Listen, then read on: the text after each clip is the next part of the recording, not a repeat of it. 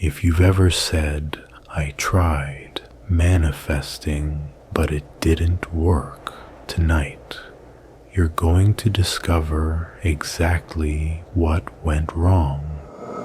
You're going to learn why "I once imagined" is the confession that kills every manifestation. And you're going to fix it tonight. My name is Michael, and I wrote this meditation for everyone who's tried Neville's teachings, seen some results, but can't understand why their desires keep slipping away. This meditation has two parts. First, I'm going to discuss a key issue from Neville's lecture, Imagining Creates Reality. Then we'll move into the actual meditation. There's a timestamp in the description if you want to skip ahead, but this will be much more powerful if you stay with me for the next few minutes. What I'm about to share is the difference between manifestations that fade and manifestations that stay. So, let me ask you something. Have you ever said this? I imagined something once, and it was so much better than what I'm experiencing now. Or maybe you've said, I tried the law, I really did, but it didn't work. Or I used to imagine myself wealthy, successful, loved, but now I'm back where I started. If you've ever said anything like that, Neville Goddard has a response for you, and it's not gentle. He says, what are you doing, remembering, and not imagining? That's it. That's the whole problem. The moment you say, I once imagined, you are confessing that you are not now imagining. And if imagining creates reality, what do you think you're creating when you're remembering instead of imagining? You're creating from the old state. You're creating from the memory of having once been in a better state. And that memory, that comparison, that looking back is the very thing keeping you stuck. Now, Neville explains this in his lecture very clearly. He says, God's name is I am, not I did, not I was, not I will be, I am. Present tense, always present tense. And yet, Neville says, man finds it so difficult to keep this in the present tense. It's always outside of self. We are always placing our desires in the past or the future. We say, I once imagined something better. Or we say, I will imagine myself into a better state, but the only tense that creates is now. I am right now. What are you imagining right now? Not what did you imagine last week or last year. Not what you're planning to imagine tomorrow when you feel more motivated. What are you imagining right now, in this moment? Because that is what's creating your reality. Now, in the lecture, Neville tells a story about someone who came to him complaining. They said, I believe that imagining creates reality. I really do. But I once imagined something, and what I'm experiencing now is not as good as what I originally imagined. And Neville's response is brilliant. He says, if you believe imagining creates reality, and your original imaginal state was greater, then what on earth are you doing when you say, I once imagined it? You are not now imagining. You are remembering, and remembering is not creating. Imagining is creating. So if you're sitting here thinking about how much better your vision was before, how much clearer it felt, how much more real it seemed, you are actually creating from the state of loss. You are imagining loss. You are imagining that the good thing is behind you, and the law, being impersonal, simply says, okay, you are imagining loss. Here is more loss.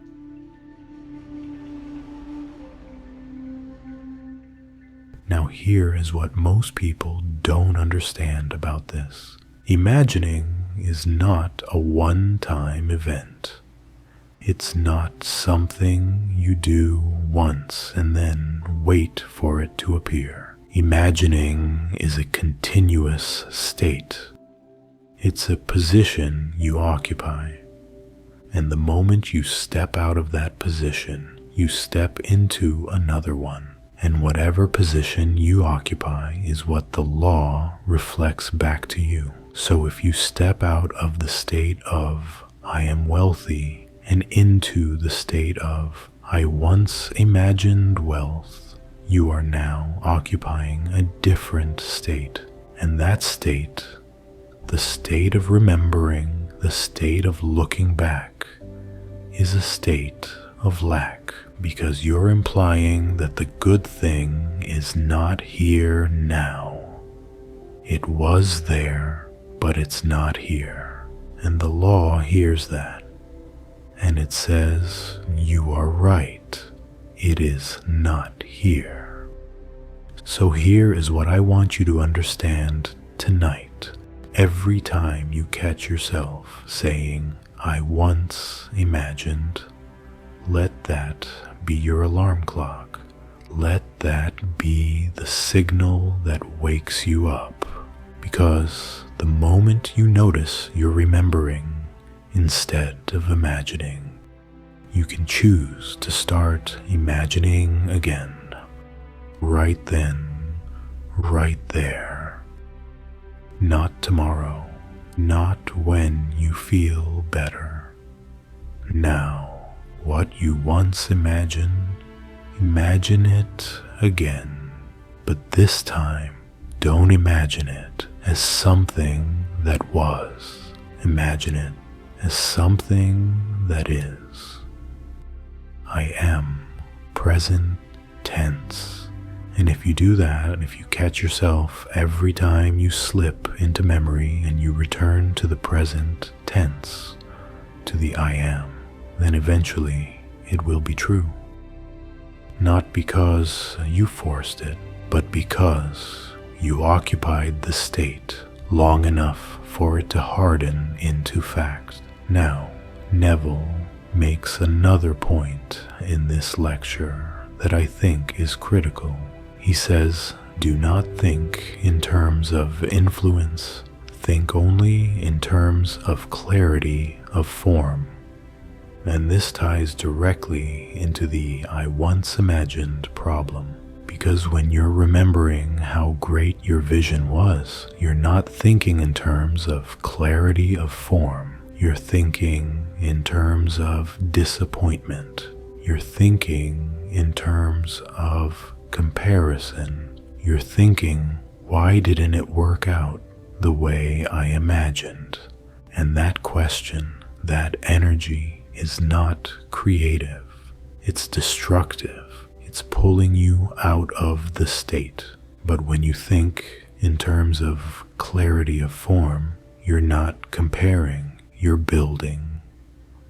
You're asking yourself, what would imply that I have what I desire? And then you construct that scene clearly in your imagination.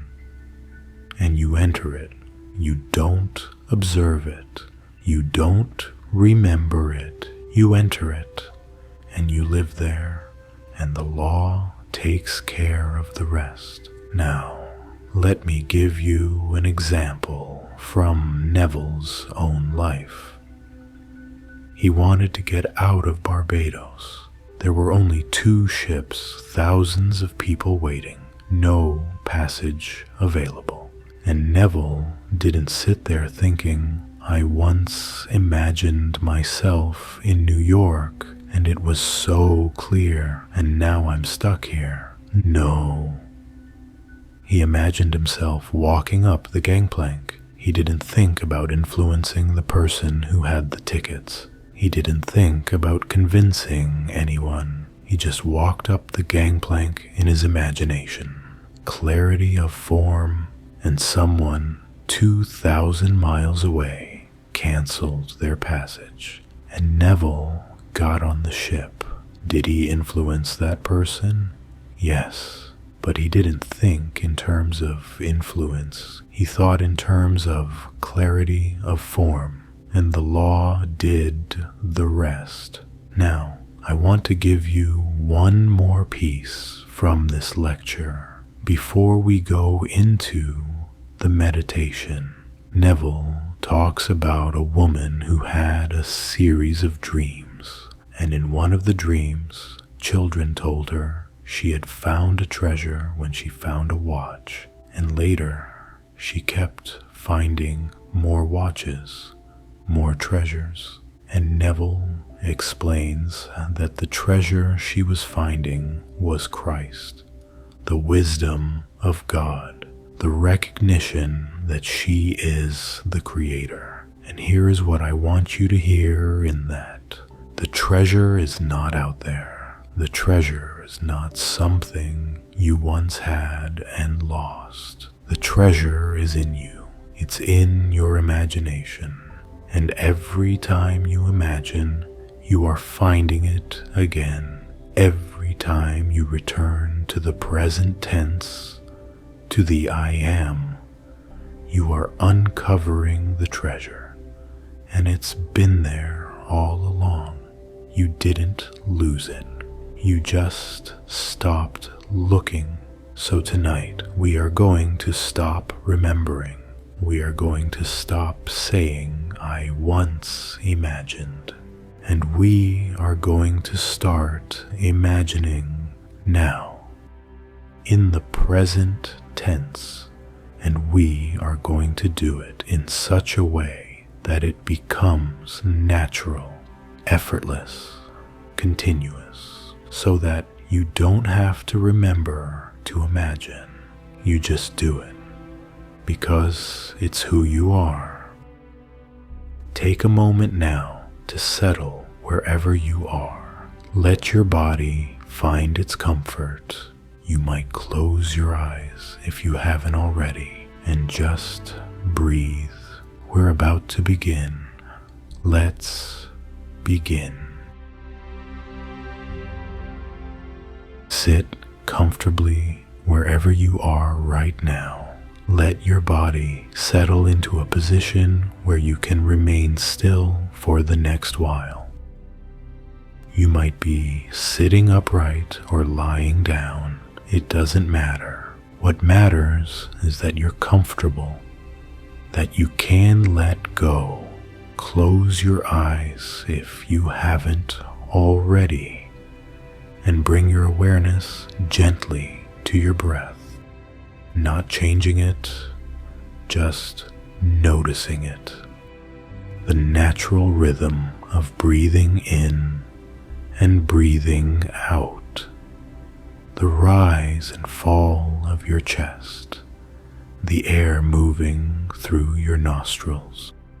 Just breathing, natural, easy, simple, and with each exhale, let your body become a little heavier, a little more relaxed. Your shoulders dropping away from your ears, your jaw softening, any tension in your face, just letting it melt away. Your hands resting, palms open or closed, whatever feels natural. Your legs heavy and still, and as you breathe, you're beginning to sink. Sink down into the surface beneath you. like you're being held by something soft and supportive.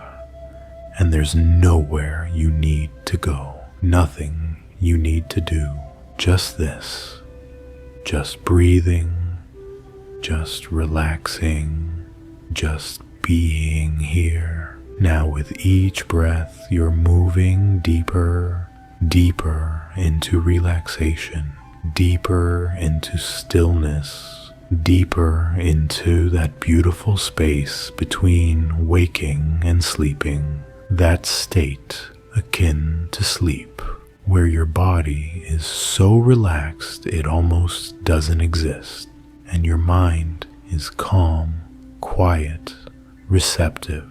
This is the state where creation happens. This is where you build your reality, not out there in the world, but here, in this deep, peaceful place within you, breathing in and breathing out, sinking deeper and deeper still. Your eyelids so heavy now. If you tried to open them, you'd find them impossible to lift, but you don't want to open them. You want to stay here in this deep, drowsy, peaceful state.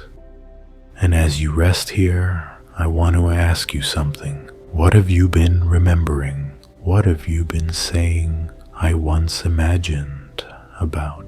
Maybe it's wealth. Maybe it's love. Maybe it's success. Maybe it's a specific situation that you imagined resolved. And now it feels further away than ever. Whatever it is, just acknowledge it. You've been remembering. You've been living in I once. And that's okay. Because right now, we're going to change that. Right now, we're going to return to the present tense, to the only tense that creates. I am. So whatever you once imagined, bring it to mind now, not as a memory, as a present reality. What was it? See it clearly. Feel it clearly. And now, instead of saying, I once imagined this, say, I am imagining this, not, I was in that state. I am in that state right now. And as you say that, as you occupy that present tense, notice something. The state doesn't feel distant anymore. It doesn't feel like something you lost.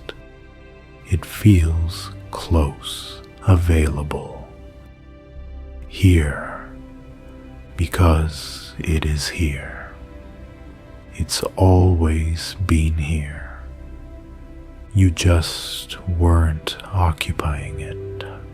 You were standing in the state of remembering instead of the state of being. But now, you're returning, you're coming back to I am, and the moment you do that, the law responds, not to your memory, but to your present assumption. So let your body sink even deeper now, so relaxed, so still, so deeply at peace. Your breath is so slow now, so gentle. And you're moving into that state akin to sleep, that place where imagination becomes more real than the world around you. And from this place, I want you to do something. I want you to build clarity of form. Not think about what you once imagined. Build it now. What would imply that you have your desire? What scene, what moment, what experience would prove to you that it's done? Maybe it's a conversation. Maybe it's a celebration. Maybe it's simply a feeling of relief. of completion, of knowing it's yours. Whatever it is, build it now. Make it clear, make it vivid, and then enter it. Don't observe it from the outside. Enter it, be in it, think from it. What would you see if you were in that scene right now? What would you hear? What would you feel in your body? Make it sensory, make it real, and as you do this, know that you are not remembering, you are imagining. Present tense, I am. And from Neville's lecture, these words: if imagining creates reality, you must change your memory and become aware of what you are imagining right now. Right now, not what you imagined before. What you are imagining right now. And right now, you are imagining your desire fulfilled. You are in the scene. You are living it. You are being it. And that is what the law responds to, not your memory, your present assumption. So rest here now, in this scene, in this state, in this present tense reality, and let it become so natural, so comfortable, so ordinary that you forget you're imagining it. It just is. Now let me count you down even deeper, from 10 to 1. And with each number, you'll sink further into this state, further into this present tense reality, further into the I am. 10, letting go completely. 9, sinking into the state. 8, your body dissolving. 7, nothing but consciousness now. 6, pure imagination. 5, halfway there, halfway home. 4, deeper still, occupying fully. 3, almost completely there. 2, merging with the state. 1, you are it now. And here, in this deep place, there is no past. There is no I once imagined. There is only now, only this, only I am. And as you rest here, notice something. The mind is no longer leaning forward, no longer watching for something, no longer listening for a sign. It is simply here, the way it would be if there were nothing left to wait for. And there isn't, because you're not waiting. You're being, you're occupying, you're in the state. Let the breath continue on its own. Feel the stillness that settles when there is nothing left to do. Your body resting because it is finally allowed to. And if a thought comes about the past, about how you once imagined this, just let it drift through. Don't follow it. Don't engage it. Just notice it and let it be your alarm clock, your reminder to return to the present tense, to return to I am. And when you do that, when you use every memory as a signal to imagine again right now, in this moment, something beautiful happens. You stop living in the past. You start living in the state. And the state, when occupied faithfully, hardens into fact, not because you forced it, but because you stayed. So stay now. Stay in this scene. Stay in this state. Stay in this present tense reality and let it become more and more natural, more and more real, until there's no difference between imagination and reality, until they're one. From Neville's lecture, these words: do not think in terms of influence. Think only in terms of clarity of form. So right now, you're not trying to make anything happen. You're not trying to influence anyone. You're simply building clarity of form. You're in the scene. You're experiencing it. You're living it. And the law takes care of the rest. Everyone who needs to play a part will play their part, not because you're controlling them, but because they are yourself pushed out. And when you occupy a state, everyone responds to it, automatically, perfectly. So rest in that knowing. You don't need to do anything else.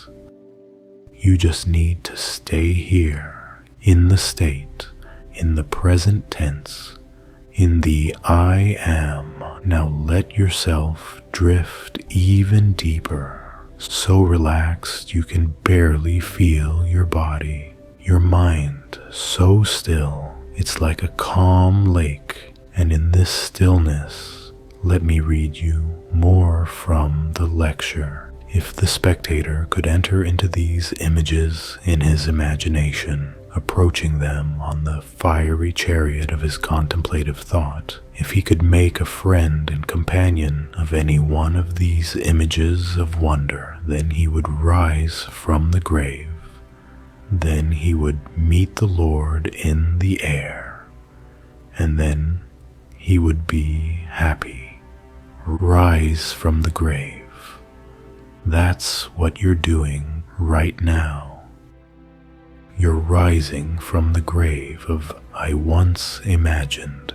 You're leaving that old state behind, and you're entering the image. You're making it your companion. You're living in it. And in doing so, you're meeting your Lord in the air. Your I am. Your present tense consciousness, and you are happy, not because something external changed, but because you changed the state you're occupying. So occupy it now, fully, completely, without reservation. And as you do, notice how the body settles even more, how the breath slows even more, how the mind becomes even quieter. Because when you're truly in the state, there's nothing to think about, nothing to figure out, nothing to make happen. You're just being, and being is enough. Now, I want you to loop your scene gently. Experience it once, then experience it again. Not with effort, just gently returning to it, like a lullaby, like waves on a shore. Each time you experience it, you're deepening the groove. You're making the state more familiar, more natural, more real. And each time you do it, remember, you're not remembering, you're imagining. Present tense, I am. And as you loop it, let these words from Neville settle into you. God's name is I am, not I did. I am, not I was, not I will be. I am right now. In this moment, you are in your desired state. You are living it. You are being it. And that is all you need to do. So rest here for as long as you need. looping your scene, occupying your state, being in the present tense. And if you drift into sleep, let yourself drift, because the state will stay with you. It will accompany you into sleep. And when you wake, you'll still be in it, because you didn't just imagine it once. You imagined it now. And now is the only time that creates. So stay, drift, rest, and let the state continue on its own, without effort, without attention, without you needing to do a single thing. You are in it now. You are imagining it now. And now is all there is. Rest, beloved. Rest in the present tense. Rest in the I am. Rest in the state. And before long, it will be true. Not because you forced it, but because you stayed. You imagined, you occupied, and the law reflected it back to you. Just rest now. Rest. I think most of you know that I firmly believe that imagining creates reality. I personally have proved it. And I think the majority of you have. If someone now complains, having confessed that they believe it, that what they originally imagined is not as good and as wonderful as they are now experiencing, then ask, why are you now remembering and not imagining? If I can say I remember when, then I am not now imagining them. So am I really putting this into practice? I can say, well, all right, I believe it. But I once imagined something, and it's not as I am now experiencing in my life. Just simply say, you really believe that imagining creates reality, and your original imagining state was, just say yes, then what on earth are you doing when you say, I once imagined it? Then they are not now imagining. God's name is I am. Men find it so difficult to keep this in the present tense. It's always outside of self. Now, when you imagine, may I tell you, you may, and chances are you will, influence others. But do not think in terms of influence. Think only in terms of clarity of form.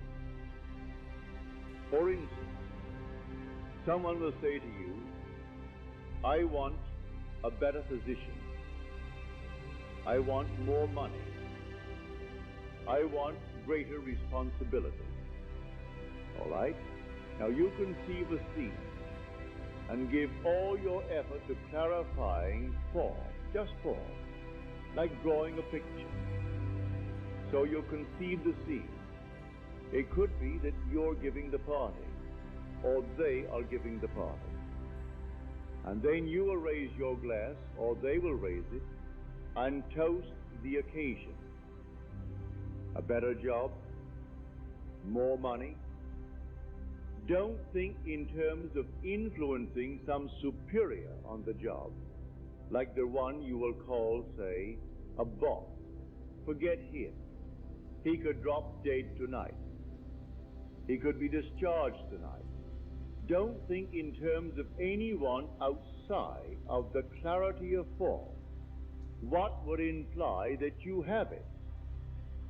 Well, if I gave a party tonight for you who got it, or you gave the party and invited me and I am your guest, and then we sat around the table and came that occasion to raise a glass in toast, So you will toast the event, and I will raise mine and drink with you. Well, now that is not influencing or thinking of influencing anyone in this world.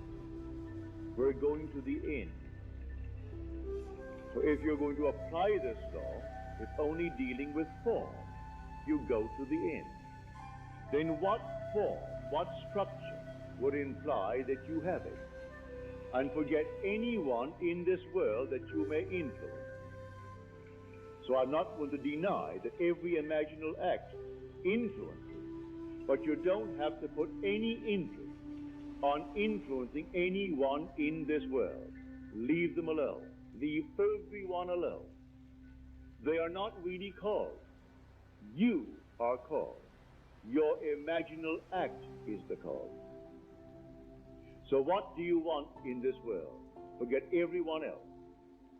You may have someone employing you that may have $1 billion, a private fund, like Hughes, like the Rockefellers, like that crowd. They have it, but they are not causing anything in your world. They could all drop dead tonight, did you know? And vanish from this world and leave not a trace behind. The present generation of the Rockefellers know nothing of their great-grandfather who made it. They must be told by the present, who are simply grandsons of that fortune. And they will tell them, and they wisely modify it, and others will modify it. But who knows of the original one, who really went out and checked everything, the figures? And so he is gone. So you will influence people, no question about it. Because why? Everything in this world is yourself pushed out. You're only influencing yourself. But don't think in terms of anyone on the outside of self. What do you want? When you know exactly what you want, then put all your attention on clarity of form. So I would have a little dinner party, and I'd have the whole thing set up just right. Then what after that am I imagining? So to confess or to complain that I once imagined, and my original imaginal act was far greater than this, is to confess that I am not now imagining. If imagining creates reality, then forget the memory picture. What am I imagining? So this is the part of this fantastic mystery that we are trying to get over here. Now let me share with you a few that came this week. Here is a series. This one defines herself, it's all in 1 week. This series of dreams all in 1 week. And here I am in my dream with a bunch of children, and they have lost something. I am trying to find it for them. I am looking. Then as I'm looking for something they have lost, I find a little bag with a drawstring. I pick it up. I open the bag to find a watch. And the children tell me, that is a treasure. You have found a treasure. And that's the end of that.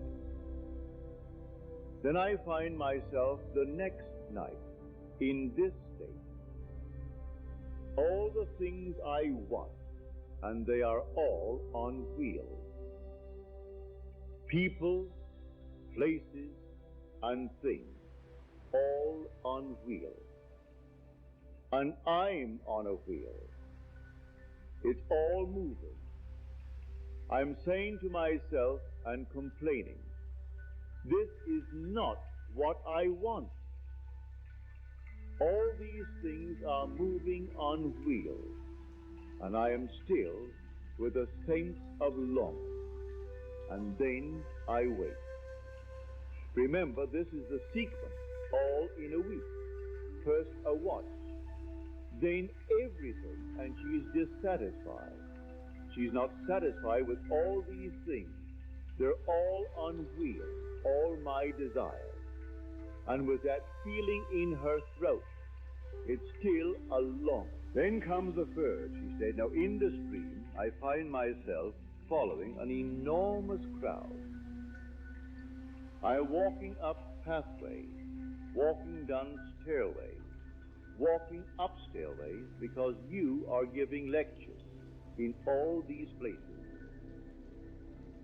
I am thrilled as I stop to hear, and I hear it over and over. And every time I hear it, I am thrilled with the revelation of what you're giving me. But one thing impressed me.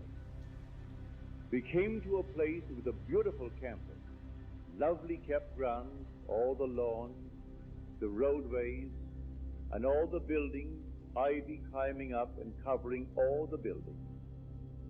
I came into this building, and here you are giving the most marvelous thing. I was thrilled one after the other as you said what you did. And I said to myself, I must remember this. And I made a mental effort to remember what you were saying, because one explosion after the other of the great truths. And I woke, and I could not recall one, could not bring one back to memory. Then the next night, again I'm in a dream, and I am following you. I go to a place, it's a huge, enormous, expensive white house. And I know that you are lecturing there, so I go in. All the rooms are empty, save where you are. And then the adjacent room, where my father is. I know that my father built this house. He built this house. Don't forget that aspect of the dream. The Father is unseen. He is in the adjacent room. This time I am addressing all my remarks to the dreamer. And as I speak to her, I am telling her things that cause her to explode with joy, but she can't remember them, save one. I turn to her and I say with a profound authority, my name is Friday. She knows it has tremendous significance. Then she said to me, yes, and that means, oh, my darling. Then I smiled and nodded affirmatively. Then she said, I woke. But the things that preceded that, I do not recall. I do know what you said when you said, my name is Friday, had tremendous significance. Now, Neville, this seems to me the most insane nonsense. And yet, as I write it, I know in the depths of my soul that this has a profound significance. I heard something of tremendous importance, and yet on the surface, it seems just simply the essence of nonsense. And may I tell you, you heard and saw correctly. I told you when I told you that my name is Friday. I told you that I am the God of love. That's what I told you. When you write mythology, it's not altogether vision, it's part vision. So they call it the goddess of love. But when you stand in the presence of God, who is love, it's man. So I told you my name is Friday. He who is united with the Lord becomes one spirit with him, as we are told in the 6th chapter of 1 Corinthians, verse 17. I stood in the presence of the risen Lord, who is the embodiment of love. He incorporated me into his body. and I am forever one with that body. There's only one body, only one Spirit, only one Lord, only one God and Father of us all. Ephesians 4:4. Whoever is incorporated into that one body is one with it. So when you say to me, and I nodded, it means, oh my darling. Or may I tell you, that word is used only 10 or 12 times in Scripture. Never translated as darling, but defined as darling, is yachai. If you do not know Hebrew, and can look it up in Hebrew in your concordance, if you have Strong's Concordance, it is 3173. You will find it defined as my darling. You'll find it defined as my only one, my son, my only son. That's how you'll find the word defined. Well, anyone who is incorporated into that body is that word translated, oh my darling. So you knew it in the depths of your soul when you heard me say Friday. Or Friday is simply the God of love. That's what it means. So when you're incorporated into that body, that's what you are. So may I tell you, you heard it perfectly. And what you did not bring back to this world in your conscious, rational mind, you still have in the depths of your soul. So all the instruction that you heard in that past week,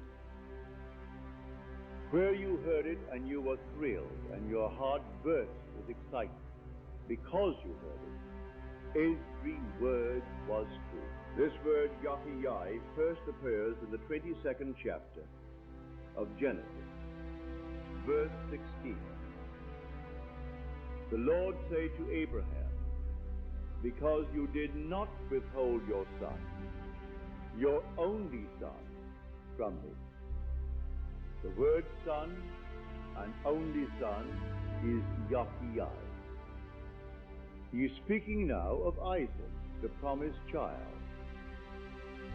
In the Gospel of John, the 19th chapter, he quotes from the 12th chapter of Zechariah. And this is the quote. This is after the crucifixion. After everything has taken place, the resurrection has taken place. And these are the words. Having first told them, not one bone shall be broken from his body. Verse 36. Then quotes his passage from Zechariah. They shall look upon him whom they have killed. Verse 37. But he doesn't complete it. If you read the 12th chapter, the 10th verse of Zechariah, and complete the verse, then you'll read the words, and they shall mourn for him, as one who mourns for an only child. The word only child is Yahweh, the same word which means, oh my darling. So everyone is going to experience it. And when he experiences it, he is going to tell it. And tell everyone who will listen to it. Some will believe it, and some will not believe it. Those who believe it will, in the depths of their soul, encounter him, teaching, teaching, teaching, night after night in multiple places. You'll go from place to place teaching, and you will hear it. If you don't bring it through to the conscious reasoning mind, it doesn't really matter. You've heard it. What you brought through, at least the name I told you, and you brought through, he told me his name was Friday. And Friday simply means the God of love. That's all that it means. Because the word Yachi means unity. That's the first definition given the word. It means soul. Not soul, but soul in the sense unique, the only one. Because everyone incorporated into that one body is the only one. There's only one body, one spirit, only one Lord, only one God and Father of all. But it takes all of us as eternal brothers to form that body. So when you get into that body, you are one with that body forever and forever. And you are Friday. You are the God of love. On this level, no one sees it. They can't see it. But she saw it in spirit and had the experience and brought it back. She could not bring back the instruction or that she heard. That's all right. She has it anyway, because she heard it and she was fired night after night with the instruction, all that she heard. She saw this man rushing towards me, eagerly rushing towards me. And then he said, and I began to instruct him, and she eavesdropped, she listened. In her letter to me, I listened in, and I knew he loved you beyond measure. I could tell from his expression, all that he acted, how he loved you. What you said to him was so explosive and so thrilling as I listened to all the instructions you gave to him. But in the White House of my Father, you directed all of your instruction to me. See the symbolism? The Father was unseen, and in this enormous, expansive White House, they were all unoccupied save the two rooms. One the Father occupied. He was standing in the one room, and only one door led into the two rooms. So in the other room where I was instructing, I directed all of my attention to her and told her of this profound mystery of being. Everything was directed to her.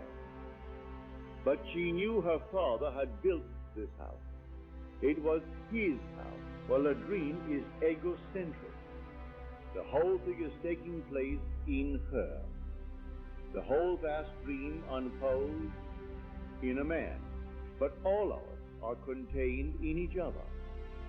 So I, at that moment, represented her Father, instructing on the outside.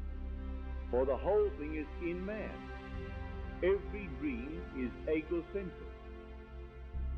So here, the Father is unseen. He projects himself into the seen being, teaching and instructing. All of these thoughts are directed towards her. In that moment, I only revealed my name. Well, the name was enough. I am telling her who her Father really is. Her Father is the God of love. That's what I'm telling her. I was only used from the depths of her own soul to explain what she heard. For believe it, all dreams are egocentric. So, the source of all dreams is God. And God is in man, and God is man. God is our own wonderful Father. But he is out of sight, presented now in the form of the one that she trusts as a teacher. And I am used to explain to her what happened. But it happened all in 1 week. Night after night, these things are coming. But to come back to his level, may I tell you, imagining creates reality. You can start on this level. The first words given to us by the one who reveals it, who comes to reveal, is simply repent and believe in the story, believe in the gospel. The story of salvation. Mark 1:15. For only repentance, which is a radical change of attitude, could simply take this powerful imagination and burst it through this world of death. This is the world of death. So I ask everyone to simply take it literally, and day after day after day, simply test it. Test it. Another one came from a gentleman who was only here for the past few weeks, being transferred from San Francisco. And the one, but he gave me two, he gave me four. The first two, prior to coming here, they are something almost preparatory. They're preparative for the coming, the snakes and so on.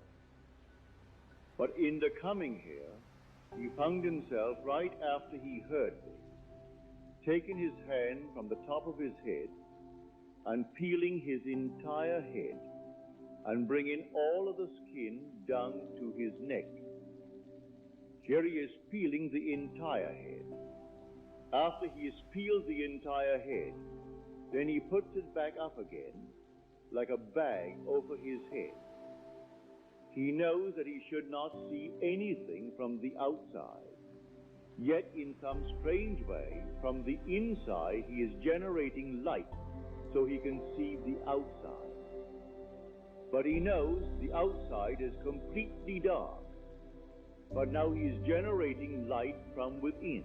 May I tell you, all that you behold, though it appears without, it is within, in your imagination, of which this world of mortality is but a shadow.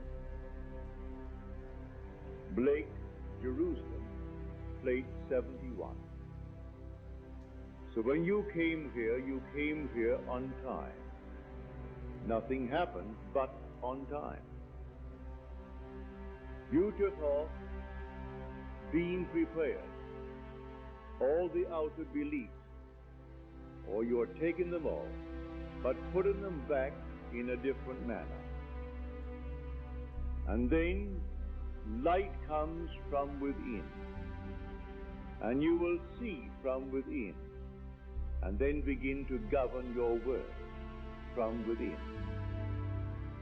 That nothing is from without. What is coming from without is being brought from the activity taking place from within you. Then he said, I've only heard you twice. It is better. And I went to my friend, having missed you on a Monday night. I was tired, and she put on your tape for me. I thought, well, I'll close my eyes and simply listen. So I listened to what you were saying. I must have fallen into a light sleep. And in the light sleep, I felt the most terrific blow on the right side of my head. 2 blows. And I either had the impression or I saw the index finger extended and pointed. Now it's 2 days later, and may I tell you, I'm still feeling the pain of the blow on my head. May I tell you, good for you. It comes this way. Don't let any doctor tell you that you had a migraine or this, that, or the other. Forget it. This is how it happened.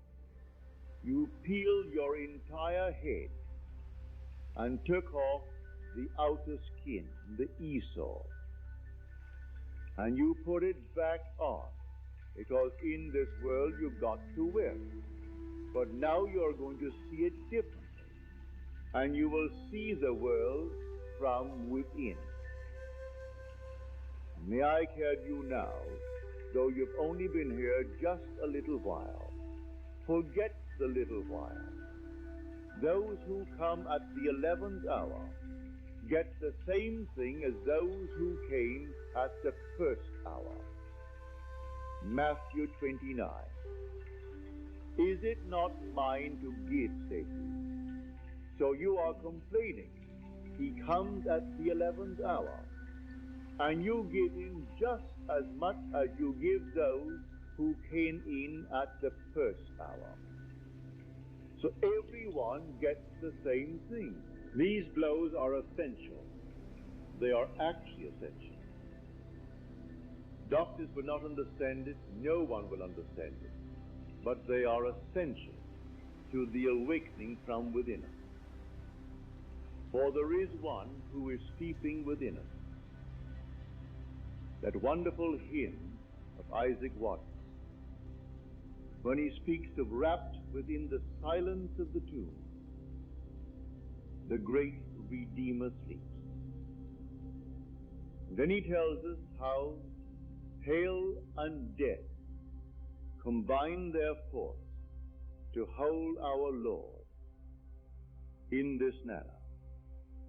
But the great conqueror arose and burst the little fragile chain. He sleeps within us, and he is your own wonderful human imagination. That is God. Rainier awakes, you are God. There is nothing but God in this world.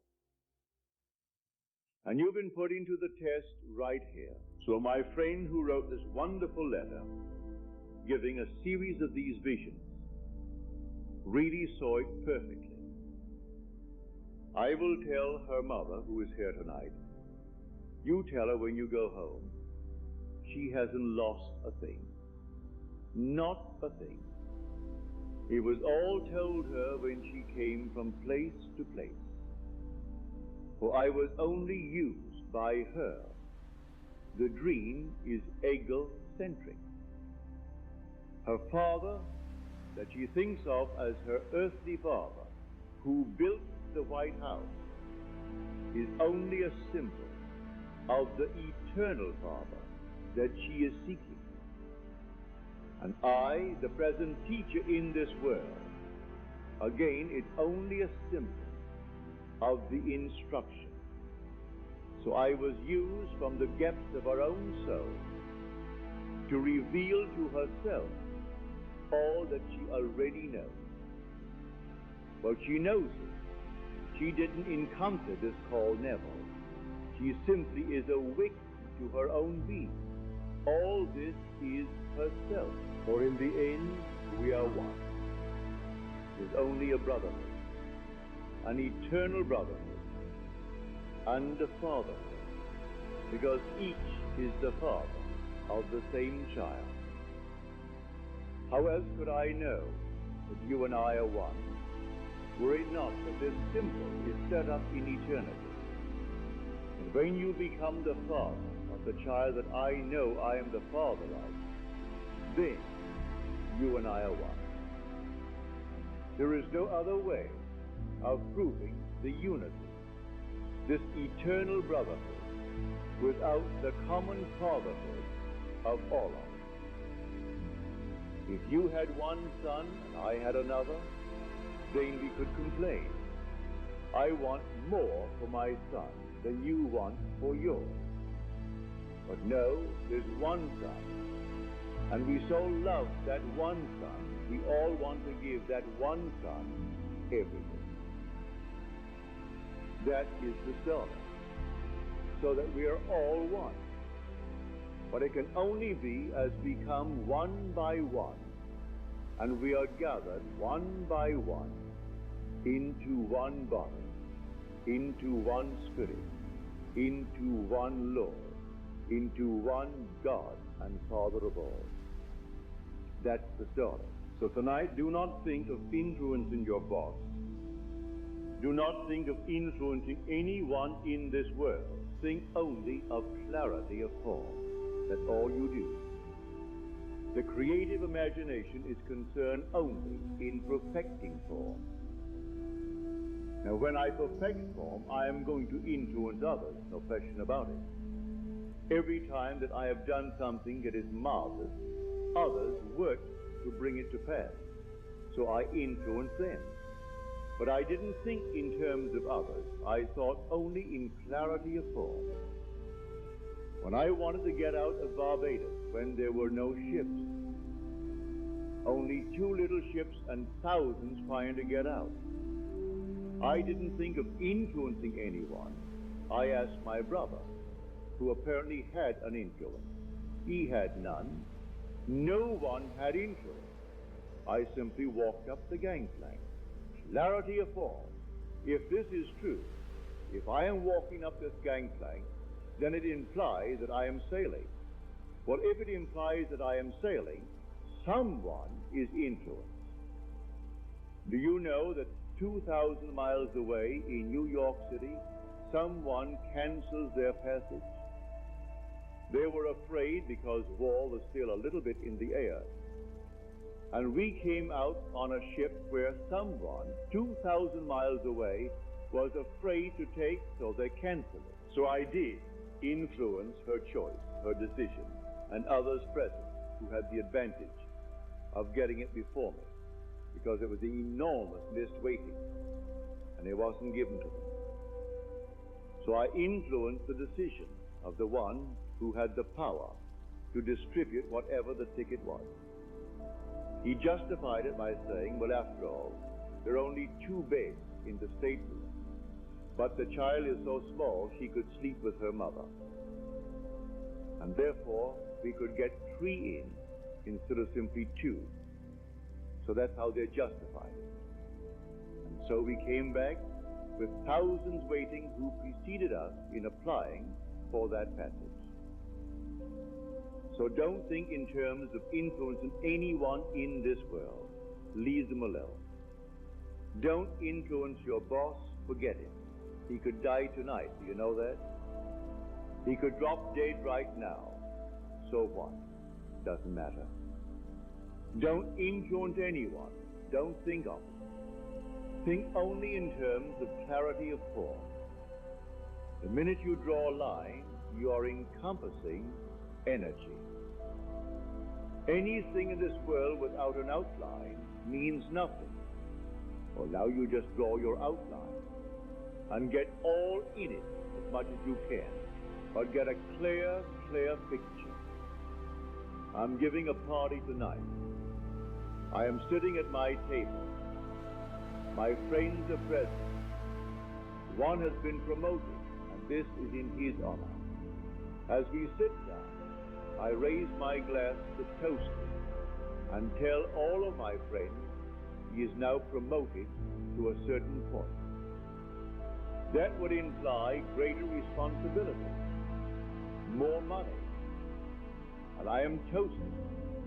Stick to that and don't really care who is influenced to bring it to pass. Forget all influence. The minute you think in terms of influence, you're taking this most fantastic miracle in the world and perverting it, bringing it down to so-called magic. Working against this, working against that, and I'm going to work against this one because she's working black magic, and doing this because he doesn't want it. All that is nonsense. Forget all the people in the world. The whole vast world is yourself pushed out. So forget everyone in this world. Not one person in this world has any power to hold you back or to promote you. You are self-promoted or self-held back. Just simply think in terms of clarity, of form. Now listen to these words of Blake. If the spectator could enter into these images, now listen to these words carefully, enter into, not observe them. If the spectator could enter into these images, in his imagination, approaching them on the fiery chariot of his contemplated thought, if he could make a friend and a companion of any one of these images of wonder, then he would rise from the grave. Then he would meet the Lord in the air. And then he would be happy. If he could only enter into one of these images in his imagination. All right, so I want to be, and let's say in New York. Well, now I can see one of a dozen hotels that I lived in and entered. Now, could I enter into one of these images in my imagination? How would I do it? Approach it on the fiery chariot of my contemplative thought. So I contemplated, and then I enter it. Well, how will I know that I am in it? Because physically I am here. I think, when I think I am in it, I think of this place. Well, if I see it as I now see it, I am not in New York City. I must see it as I would see it were I in New York City. Where would it be? 3,000 miles to the west of me. That's where it would be. If I enter into that image in my contemplative thought, I will see every part of the world related to that place that I have entered. So if the spectator could enter into these images in his contemplative thought, so I enter the image, then I will arise from the grave. What grave? This is my grave. I am always here in a grave. When man enters the world of flesh, it's eternal death. So I rise from it, leave it behind me for a moment, and go into that place, and then view the world from it, as though it were true. Then I will not only rise from the grave, I will meet my Lord in the air. Who is my Lord? I am. I'll meet my Lord in the air, and I'll be happy. Am I not happy in what I am doing? Well, that's what he's telling us. And that is his vision of the Last Judgment, how man actually does these things. So you and I could actually enter into the state desired, dwell in that state as though it were true. And may I tell you, no power in this world can stop it. It can't stop it from becoming a fact in the world. You don't influence anyone deliberately, but you influence everyone.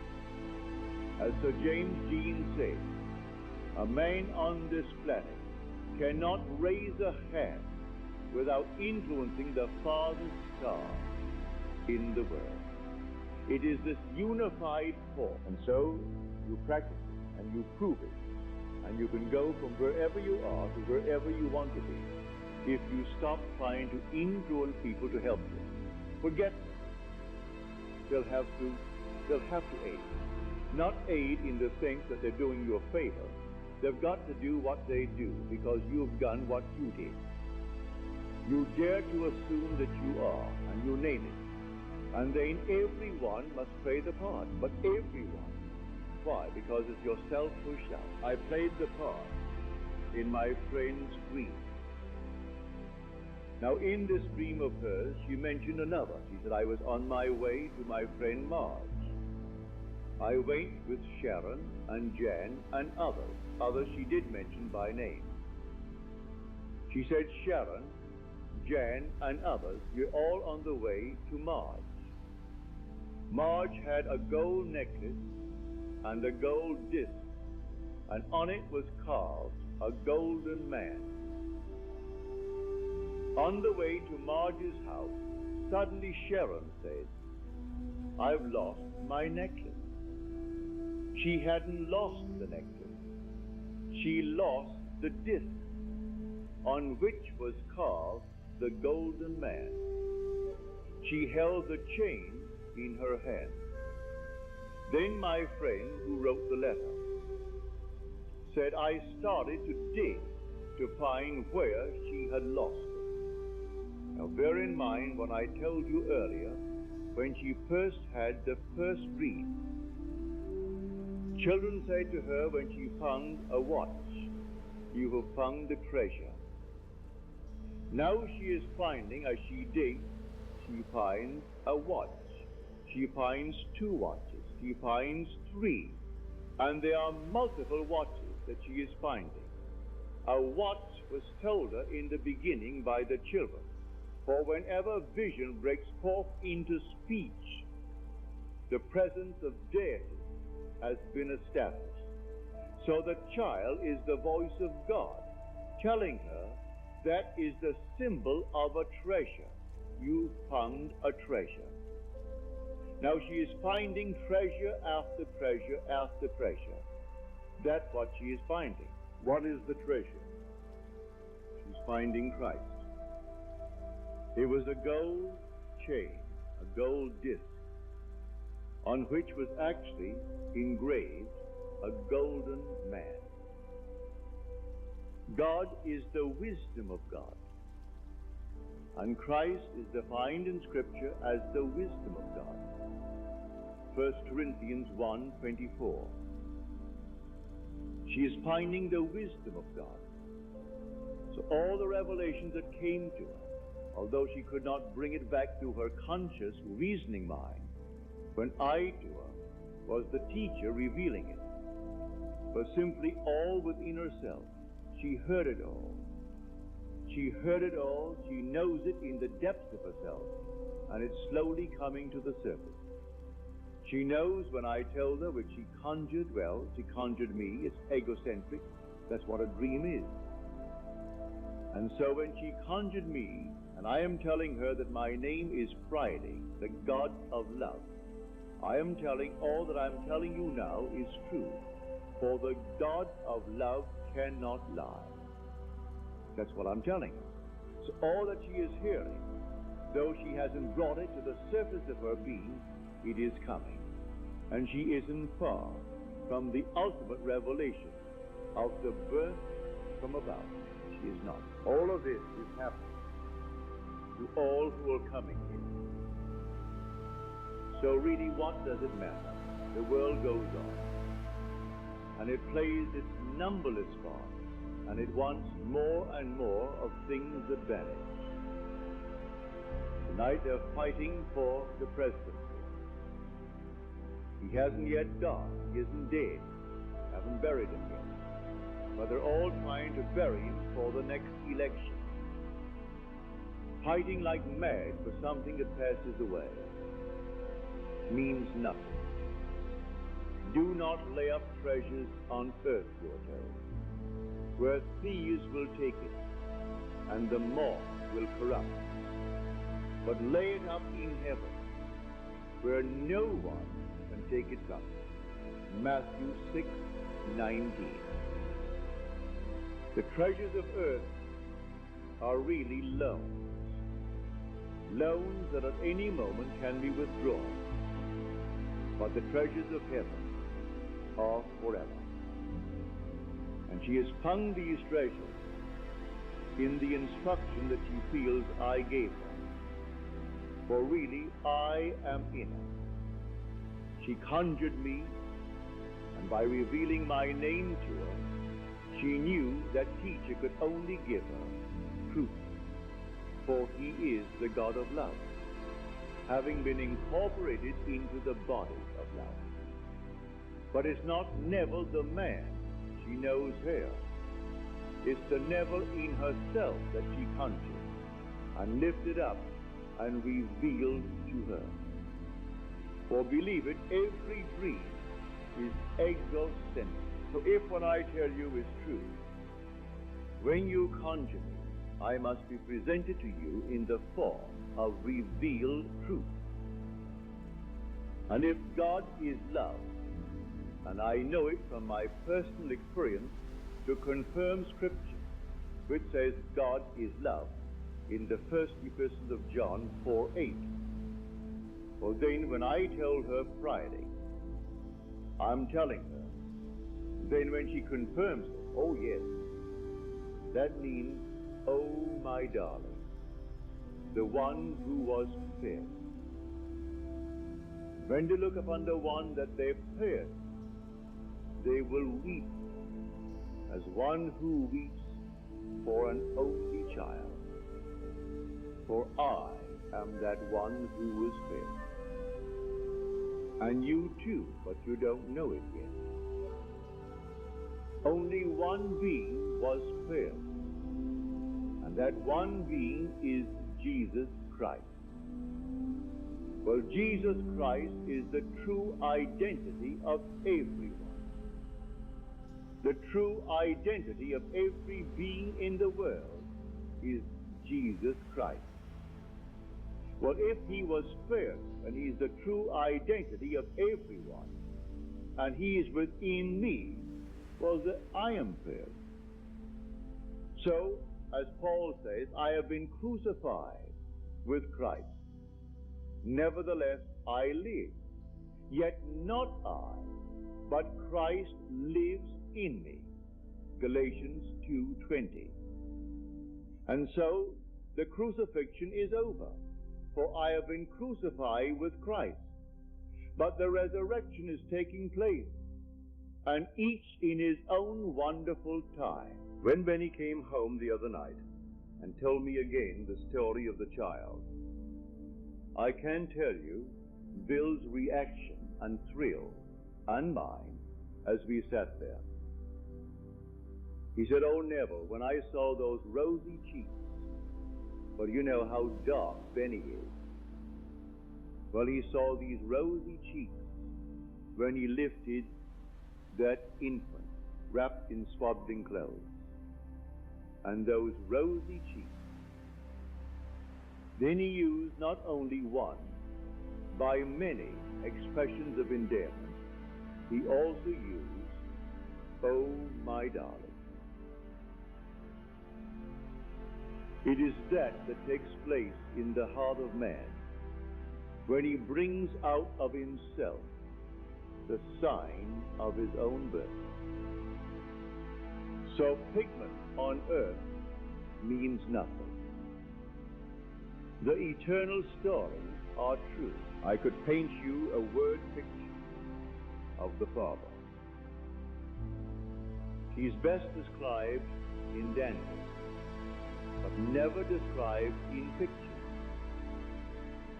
Not even Blake has painted it. And I so love Blake for all that he's done.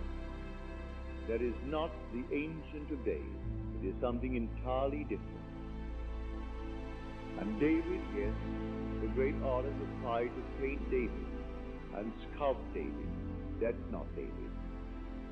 No human could actually form David. He's so beautiful. And he is going to see David.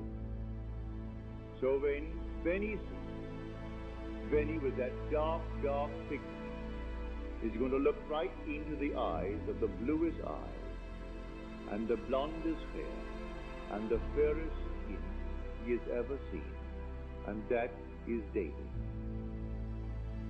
When you look into the face of the Father, he is going to see, if he hasn't already seen, that face. And these skins mean nothing. In my own case, I change every year like a lizard. I go into the sun and get darker and darker and darker. And then winter comes, and all of a sudden I am pale and look miserable. So the same thing. These are only pigments, meaning nothing. But when he sat in that chair, and as we had a couple of martinis, this is before his second, so it was not any influence. And when Benny said, "Oh, Neville," when I looked upon those rosy cheeks, and I held that babe in my arms, and I embraced it, and he used the words, "My son, my sweetheart, oh, my darling," then it vanished, leaving only a portrait of itself in his hand. You see, you are so unique The drama, although it's the same drama, it comes differently, like an artist playing the part of Hamlet. No two actors play Hamlet alike. I have seen it a dozen times on Broadway, at least a dozen times, by different artists. And no two played it alike, but it's the same Hamlet. And so we bring forth the child in different manners. His was like an explosion out of his head, like a star. My friend Bob, it came popping out of his head too, but right into his hand as he held the child. So these things happen uniquely because we are unique. No two are alike. So it has to be something different in the same story. And that's how Benny got it. I can only say to Benny, the 6th of March, and I'm all ears waiting, approximately within the area of the 6th of March, when David stands before him, that beautiful David, and calls him Father. He will know it. There's no doubt in his mind as to the relationship. Therefore, he and I are brothers. If he and I walked on this street today, they would think we could not be from the same Father. But they wouldn't know that we are the Father. If we walk through certain areas of prejudice today, they'd say, what are we doing together? He could take me to Harlem, and if they would rush him to hurt me, he would protect me. If I take him into other areas, certain restricted areas, they'd rush me to kill me because I brought him in. Yet here the same being came in. There aren't two. We are the Father. Brought forth the same child, and in 5 months he's going to bring forth my son. Therefore he can't bring forth my son unless he is my very being. And this is this fabulous world in which we live. So I ask you tonight to just simply take this wonderful premise, imagining creates reality. Go out and believe it. Don't try to influence anyone in this world. The world reflects what we are doing. Put all of your energies upon clarity of form. All right, if I occupied a certain guest, would that mean that I am now filling a certain position? Occupy that desk. Get it clear in my mind's eye. And as Blake said, if the spectator could enter into this image in his imagination, will enter it. How do I know I'm in it? Just think of the world. And I'll think of the world and see it as I would see it were I in this state. If I am in this state, I would have to see the world in a certain manner. Well, then do it. Now, don't complain after you've done it that originally I imagined it. I will tell you, if you say to me, say, what are you doing now? Remembering and not still imagining. Now let us go into the silence.